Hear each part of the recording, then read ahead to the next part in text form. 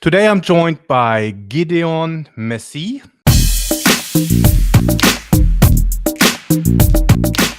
Giddeon is double Olympian 2004 Athens and 2008 Beijing in track cycling.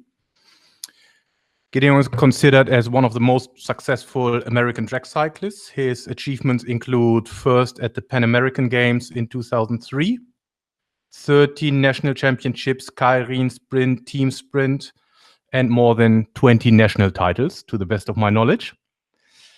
Giddeon has retired from professional cycling in 2013, has taken on various projects as a coach, mentor, and now you're into real estate. Is that correct, Giddeon? That's right. Cool. Welcome, Giddeon. Thank you, Christian. Thank you. I'm excited to be here. Yeah, cool. It's my first screencast, so let's see how that turns out. But good. we'll make it work. I think so. Yes. Thank you.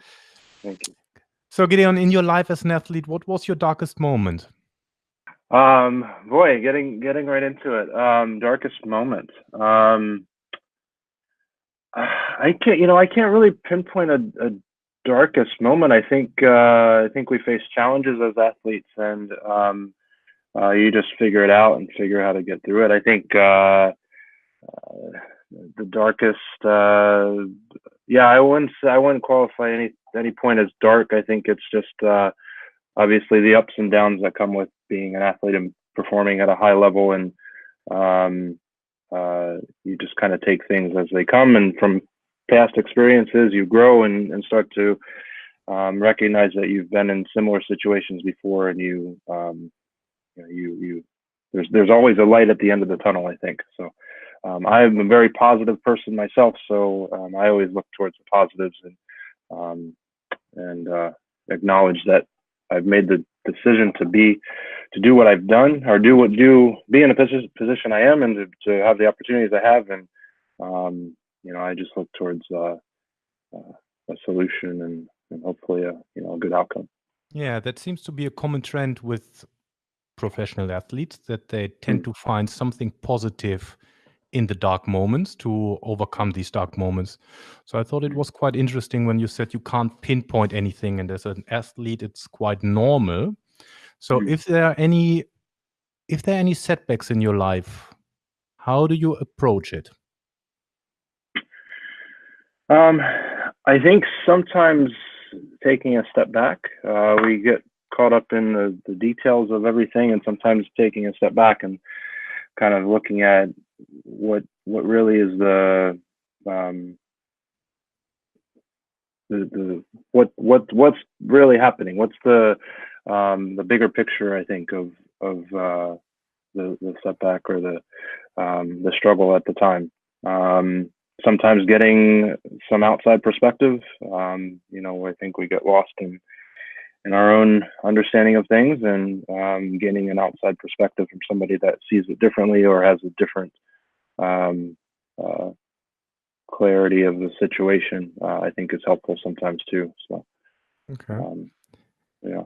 Who do you go to for an outside perspective? Who's in your network? Family, coach, friends? Yeah, I have a very small family, but my family is people that obviously that have a great influence on my life, and I'm very fortunate to have my mom and dad present through the start of my career and through the end of it. So certainly family. My faith is a big part of me as well. So my belief in God and where He has me, and that's also a huge part of where I look to for guidance and ultimately that positive approach and the outcome that hopefully is a good one as well. Okay, interesting. Cool. What was your best moment? I think my best moment would be the two Olympic experiences that I had, earning those spots on those teams, and they're both special to me, but that's a great achievement, I think, for any athlete, particularly in cycling. And as you're well familiar, Christian, I think that is the pinnacle of our sport in many ways. And as a young athlete, that's what I strive for. So achieving that is, I think, one of the highlights of my career. Many others as well, but that's definitely, in the scheme of things, what you set out to accomplish. That thing at the top of your list, the Olympic Games, is definitely up there. And is one of the experiences sticks more in your head than the other? The first one or the second one? They were both special. The first one, obviously, everything's new. You hear about it, you hear from other people, you've seen it on television, you've heard about others' experiences, but then to be a part of it for yourself is very, very special. So it's all brand new. The second one, it's like you kind of know what to expect, and even though there's some different aspects to it, but I think they're both special in their own right. And it's your perspective shifts. I think after you've been to one, for me, I was saying, okay, what do I need to do in the next 4 years to get to the next one? Because that's the goal. How do I put myself in a position to do that? There's obviously no guarantees ever when it comes to that. You don't get a free pass to the next one once you've been. So I think they're both very, very special for different reasons. And you mentioned belief before. Qualifying for your first Olympic Games, has it even increased your belief anymore? Any further? I think it helps. I think it becomes something where you're trying to find that pathway to what do you need to do to make it happen. And I think when you have that guidebook, in a sense, it becomes more of a tangible goal. So having been there, having achieved it, you start to understand what's necessary to do it again, and then you try to improve upon that, upon the results, and so forth. So that's kind of my perspective on that. Okay, cool. If you could go back in time 10 or 15 years, what advice would you give your younger you? Gosh, I think it's hard to say one thing. I think first thing that comes to mind is just to really enjoy the experience. Not to say that I didn't, but take lots of pictures. I mean, it's such a. I remember when I was young, people would always say, they would ask, "Oh, how old are you? What are you? What are your goals and so forth?" And say, "Oh, you're so young. You got so much time ahead of you." And now it's looking back, it's like that went by so quickly. I feel like so. Just taking in the experience. I was never one to back down from the hard work or the dedication to it. That was something that came pretty naturally to me. But I think as an athlete, you're hard on yourself sometimes. So that can be good, and it can be challenging as well. So cherishing the opportunities that you have to represent your country and represent the work that you've put in. That would be something that immediately comes to mind to tell my younger self. But you learn so much as you grow as an athlete and as a person, that maybe those things don't resonate as much when you're younger as they do when you're older. But I mean, that's why you asked the question, I guess, too. So that's an interesting one. A lot of people come back with that. I'm always wondering whether once you are in that situation, whether you can really enjoy it that much, right? What comes back very often, if I speak to high-profile, high-performance athletes, is that they say, I should have enjoyed it more. I was too driven. But I think the fact of being driven gets you where you actually ended up. So I think it's a double-edged sword in the sense of, in retrospect, you can always say, enjoy it more. But maybe the drive was what get you to where you were in the first place. Yeah, I agree. And I think that it's not that the enjoyment wasn't there. It's just, it's different. There's unknowns, I think, that go with it. And there's a newness to the experiences. to read to the end of the book and say, oh, well, at the end you've accomplished this. It changes your outlook on it when you're thinking, well, I don't, this is a stretch goal. I hope, I'm working towards it. I hope it happens, but there's no guarantee that it does.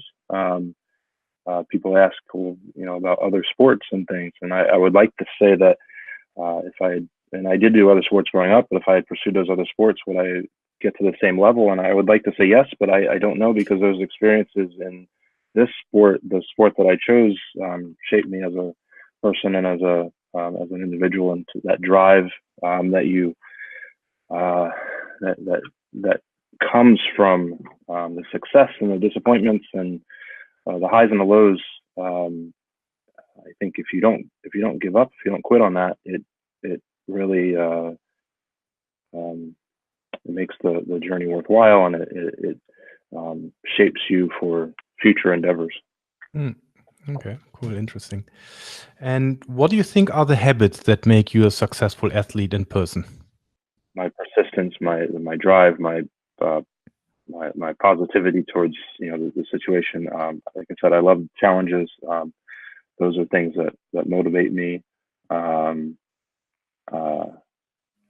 I don't see impossibilities. I just see opportunities.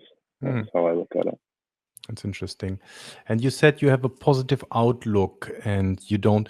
So if you are caught up, or how do you make sure that you're not getting caught up in negativity? Because sometimes we face challenges in life, and sometimes you get caught up with the negativity of things. Yeah. How specifically do you do that to not get caught up? Yeah, that's a great question. I think a lot of it is the people that you surround yourself with. I think that you want to surround yourself with people that are similar mindsets and have a similar drive. I think that you want people that iron sharpens iron type of scenario, and you just keep that standard very high. They hold you accountable, you hold them accountable. That's a piece to it, and I would come back again to my faith, and that I believe that God's given me a talent and ability and gifts, and it's my job to take them to as far as I can, as long as I have that opportunity to do so. So those are things that I would kind of point to. Definitely that group that you have around you, because you get to pick. You have a choice in the matter. There's many things that you don't have a choice to, or a choice in, rather.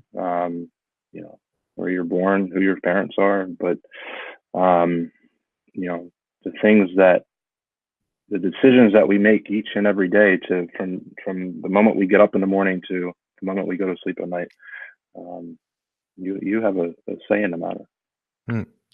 Interesting. And I like the one, iron sharpens iron. There's also that saying, you are the average of the 5 people you surround yourself with. Sure. Yeah. Now, a difficult question.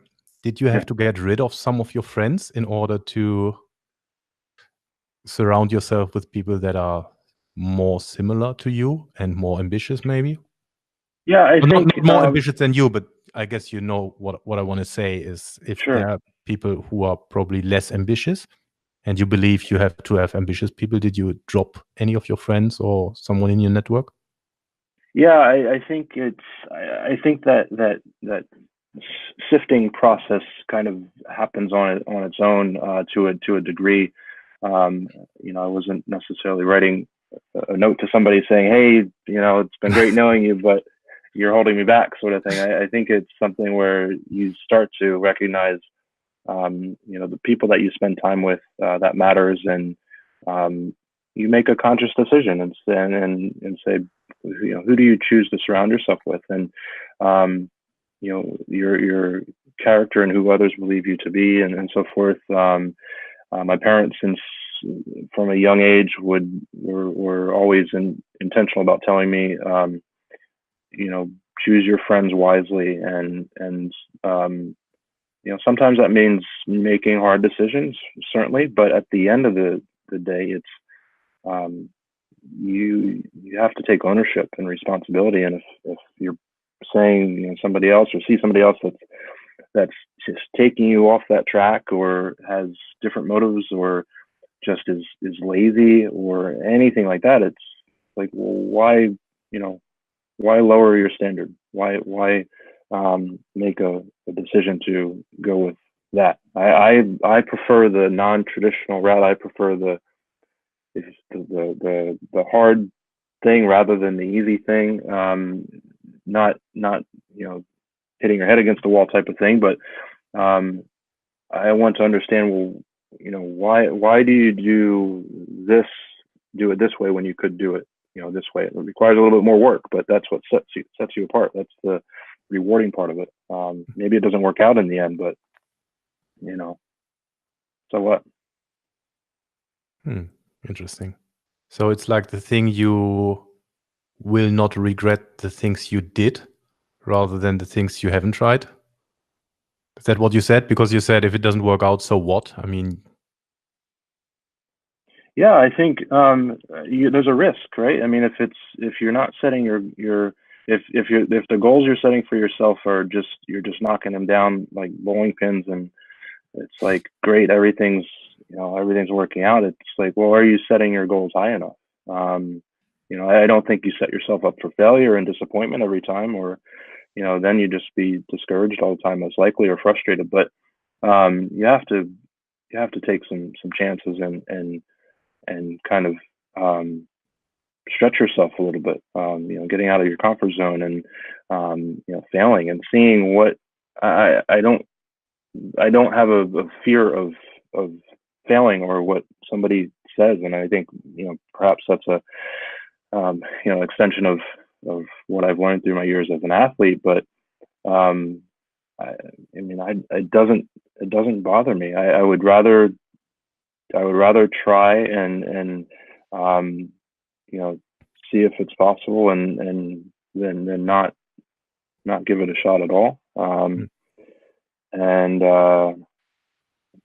I think obviously, I'm never probably going to be an astronaut and go to the moon. So I think you have to balance what you're good at and what be sensible about that. But if it's something that's within your wheelhouse, we have a mind that we can learn, and we can learn from other people and research and do things. And if you decide that's what you want to do, then figure it out. Make the effort. Like I said, sometimes it doesn't work out as you intend it to, but you find some great things out about yourself along the way, and some great opportunities along the way as well. Yeah, and that fits in very well with the note that I've taken. I wanted to ask you, I read that on your profile, and maybe I'm paraphrasing a bit. I understand what it takes to wake up every morning with intention and purpose, and you have been a high-level athlete. And you also, it's not enough to begin with a problem and develop a plan that leads to a solution. You have to take action. Sport at the Olympic level has fostered in me the determination and dedication to achieve success. And you have taken that into your professional work life now, right? Yes. Can you talk us through that? Yeah. So real estate, which I'm doing now, is it's a very entrepreneurial type of endeavor.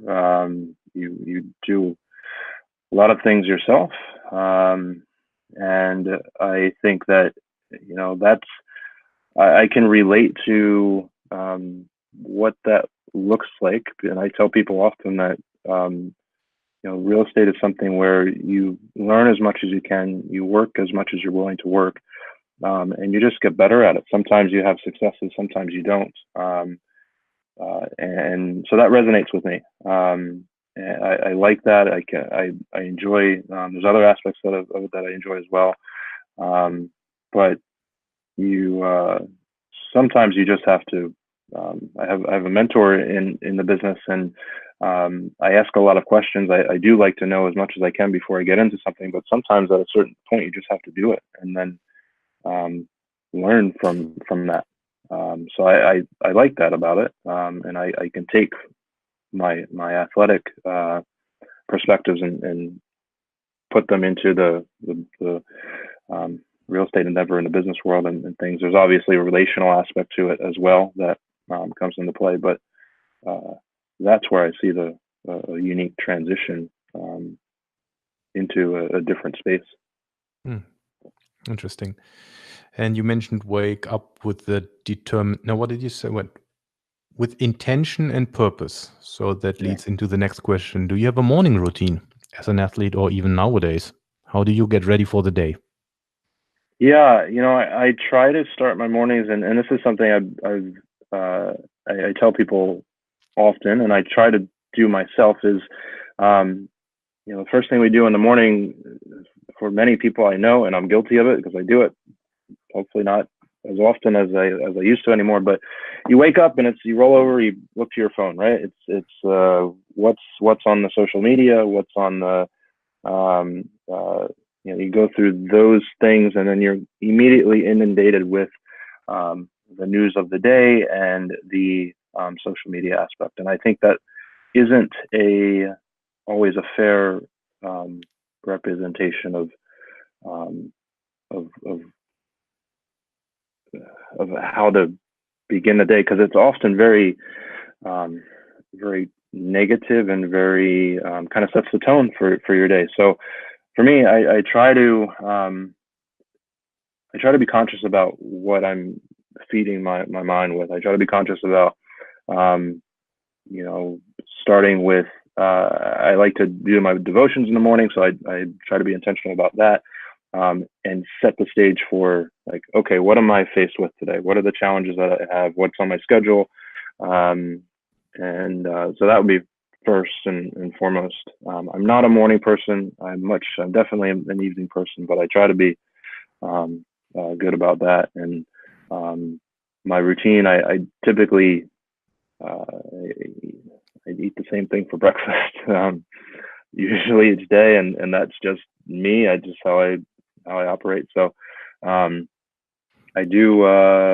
There's a couple days a week that I coach, so I get up early to do that, and then I'm on my way to coaching. But I also do obviously my work and things. So that's my as a routine now. I'm starting my morning with something that I can control, which is usually my devotions, and then getting off into things. I'm very I like the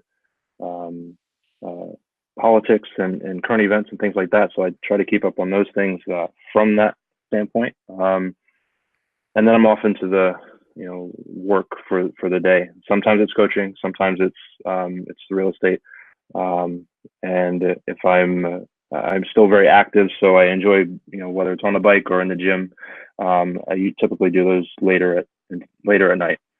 When I was training, there was a period of time where, I would get up and it would be like a very, very early morning type of workout, activation type of workout before getting into the workout for the day. So whether it be a road ride or rollers or something of that nature before actually going to the training session, it just depended on the day. I mean, I'll tell you, being an athlete there's nothing like it. I don't care what anybody tells you, you've got so much time on your hands to do things, and obviously a part of being an athlete at that level is resting and staying off your feet and stuff like that. But it's when you transition, it's then you get busy. Life comes at you pretty quickly then. Interesting. Yeah. I guess I can see that myself. Yeah.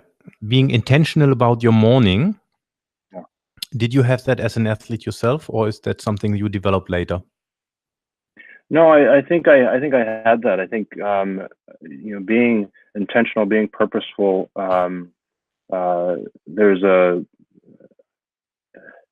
It's like don't do things just to do them. You have a purpose behind them, and I think if you can do that with the small things, particularly in the morning when you start the day, then you can take that and you can set the tone for it for the rest of your day, and you can take that into other aspects of your life for the day and beyond. So it's the simple things. I'm a big believer in doing the small things with excellence, and doing them when nobody else is watching, doing them because they deserve the attention and your focus. So doing those things, I was as an athlete, I think I had talent, but things never necessarily came easy for me. I had to work very hard for them. So I would really try to do the things that people didn't want to do or didn't see a value in, because that made the difference for me from a mental standpoint, but also from the whole package standpoint, trying to be the better person, so or the better athlete, because those were all in my control. Those are the things that that can make the difference. And like I said, it's not necessarily a direct physical correlation all the time, but if it's a mental piece to it that gives you the advantage on the day when it matters the most, I mean, that's huge. And I know you know that as well, but other people, they just overlook that, or they don't see the value in it, they don't see the importance in it, and that's fine. But those are things that are just laying around for you to take advantage of. And I want to do those things. So I get up in the morning, I make my bed. I always do that because that's a small thing, but and nobody sees that. But for me, it's taking that 30 seconds to do that. It's the attention to detail and the purpose behind it, and then you take that into everything else.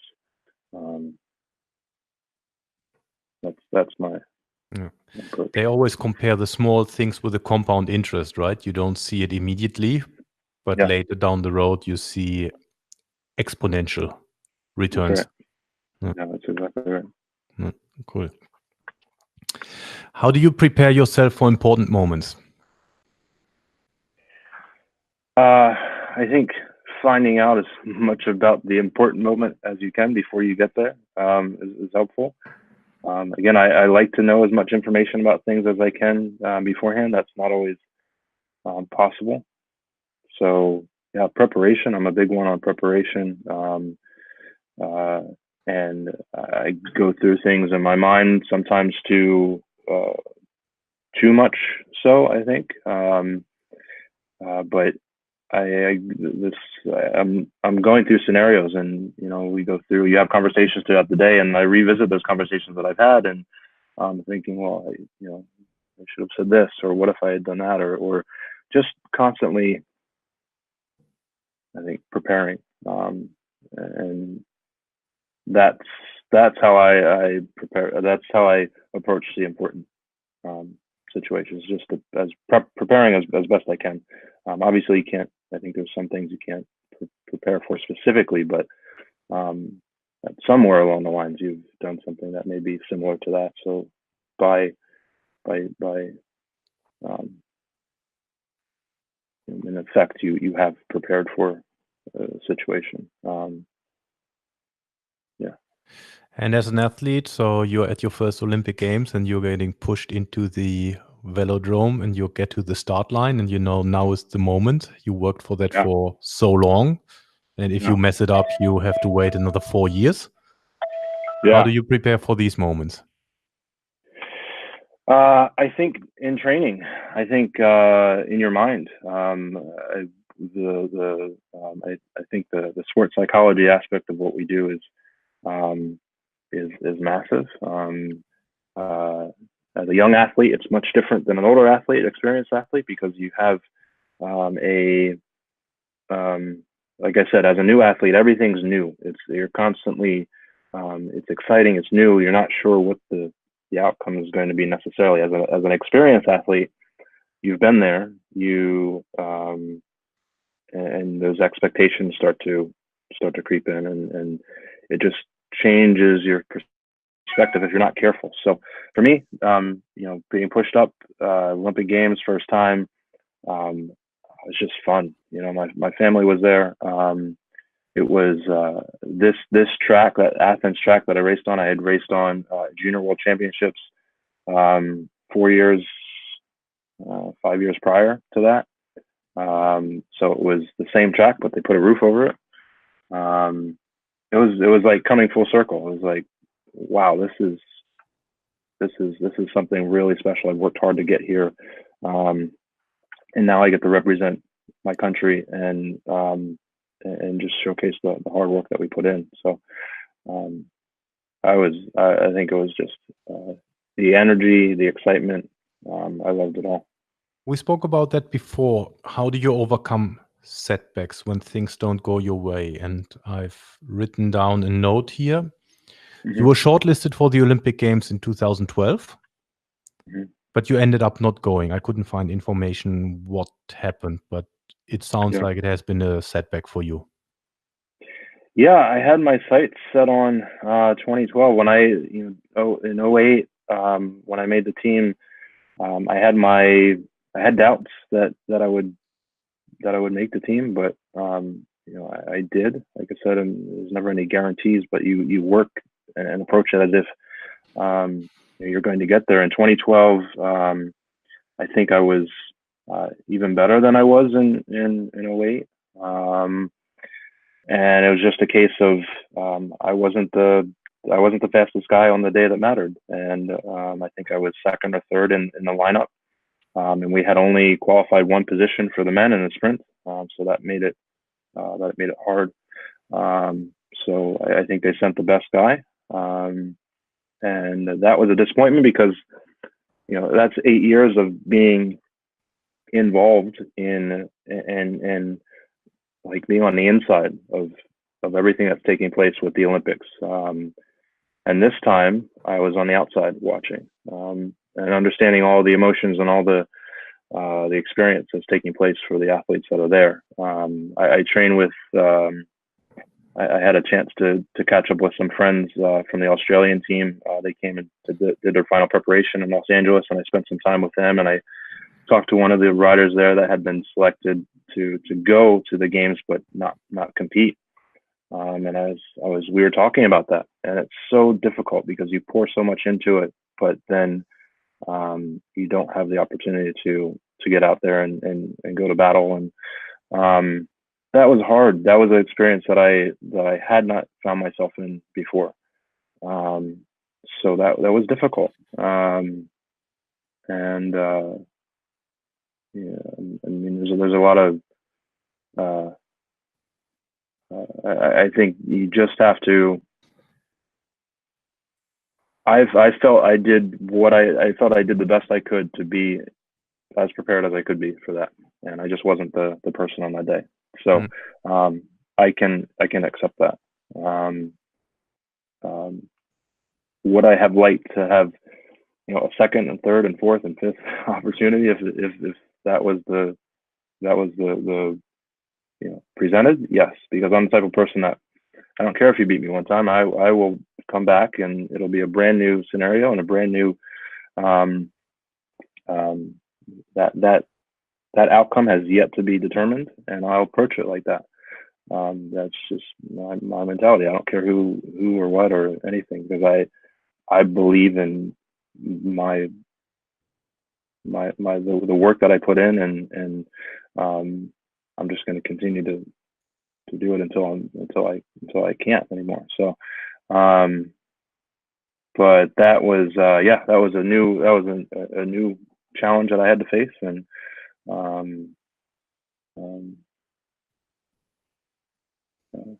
so I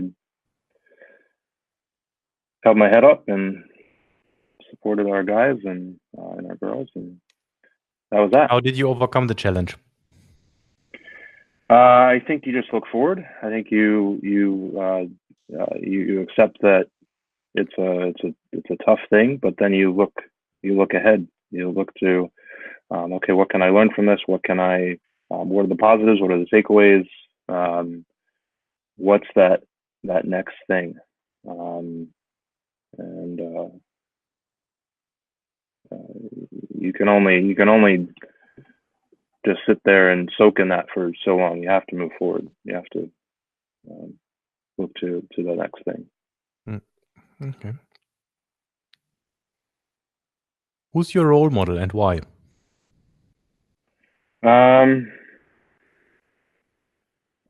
I would go back to my parents, and I think my parents, my dad, just their faith, their knowledge, their perspective. They're an integral part of who I am. And there's athletes, of course, that I think their competitive nature and drive and approach towards things. I enjoy analyzing what makes them successful and do what they do. So there's the likes of Michael Jordan's and the top people. What makes them,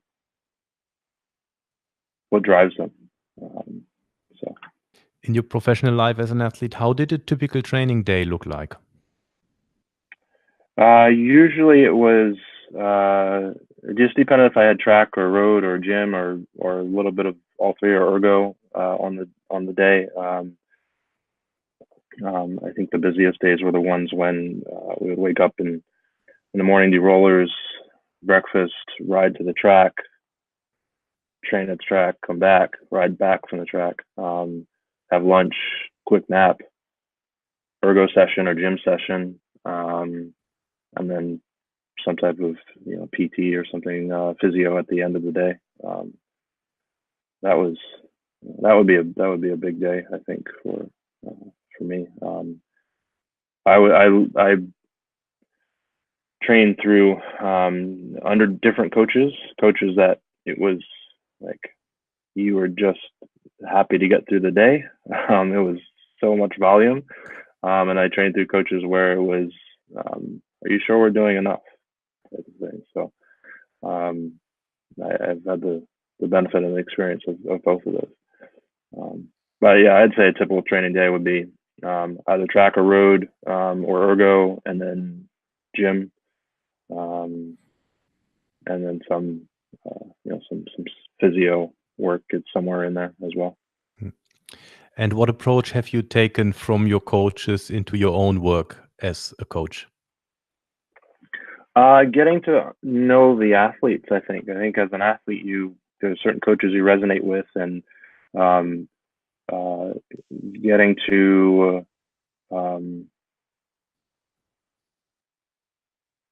know your athletes, what makes them, what motivates them, what when to push and when to take your athlete mind, try not to put your athlete drive and approach on too much on them in some cases, but in other cases when it's like, look, you just got to be honest and with them and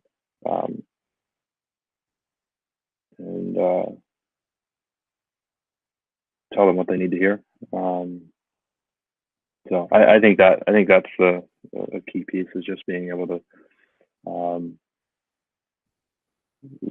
recognize what your athletes need and what they when to push and when to just back off a little bit. Do you want to nominate someone to be interviewed? One of my have you interviewed Christian Taylor? You know Christian, right? He's next up. He's next up. Awesome. Yeah, he's an amazing guy. Yes. I actually had one screencast with him, but then the connection broke off, and he, nice person as he is, has agreed to do it again, and he's in a few days. Cool. Yeah. No, I think Christian's a great one. One of my one of my closest friends over the years is he's a speed skater, or was a speed skater. We became friends years and years ago, and Apollo Ono, and he would be an amazing one. He's very busy, so I don't know. What is have the to name? figure that one out. Apollo Ono. He's Okay. he's the most decorated winter Olympian that we have, but short track speed skating. Okay, cool. Yeah, he's a really, really solid guy, and somebody that I speak I think very fondly of. Yeah, I don't know who are there. Well, there's so many good stories out there. There's so many. I know. That's why I started the whole thing. Yeah, yeah. Even the one, even the ones that haven't that aren't in the mainstream. So many good stories. Yeah. Where can people find you? They can find me. I am on social media. So I'm on Instagram. It's just my first name at Giddeon, Giddeon. I also have one for my real estate, which is Giddeon _ realtor. And that's about it. I'm a little bit not on Twitter too much, but a little bit of Facebook, that sort of thing. But those are, I'd say Instagram is the one where I spend the most time. And